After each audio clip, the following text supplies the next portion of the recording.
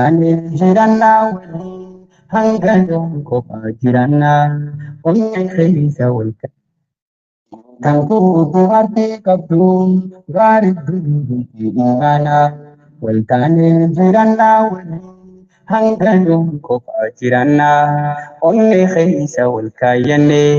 dhugaan jaalalaan gammannaa jechuudhaani wal argattan wal fuutan abdii fi hannaa jechuudhaani wal argattan wal fuutan abdii fi hannaa guutamtuu bu'aartii qabdu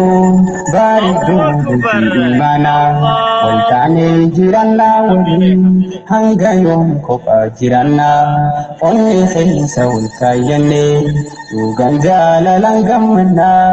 jechuudhaani wal argattan wal fuutan abdii fi hannaa jechuudhaani wal argattan wal fuutan abdii fi hannaa gaalannee rabbiif haa ta'u isumaa abbaan guddinaa hanqaboo waa hunda duraa galataa guddaaf ulfinaa guutamtuudha yoomuu dansaa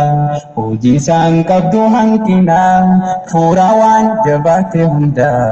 tan namaatti hanqinaa uumee kan dhiiraa fi dhalaa tottolchee haa'ee wal cinaa gammachuu feenaan kiniinaa duuralee cimsuu imaanaa isa gaawwan nu fayyisuu. Allahu Akbar. Hamile. Fuunaan furmanni fayyinaa gaafa jaalalaan qabamte fuunaan furmanni fayyinaa babbareedduu akka urjiin arustiitiif arustichaa haalaalaa addaan keessanii turtanii waliif dheebochaa halkaniif guyyaa wal yaadaa waa'ee walii iyyaafachaa arra wal argatan kunoo taatanii qaama tokkichaa arra wal argatan kunoo taatanii qaama tokkichaa guutamtuu bu'aartii qabdu bareedduu bultii imaanaa wal taanee jirannaa waliin hanga yoom kophaa jirannaa onnee keessa wal kaayyannee dhugaan jaalalaan gammannaa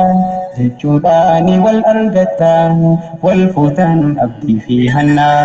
jechuudhaani wal argattan wal fuutan abdii fi hannaa dubbiin jaalalaatun ja'an yaannisi nama weeraraan namu waa isii hafarsaa ijoolleen dubraati dardaraa nuti immoo isaaniin jannaa eeggadha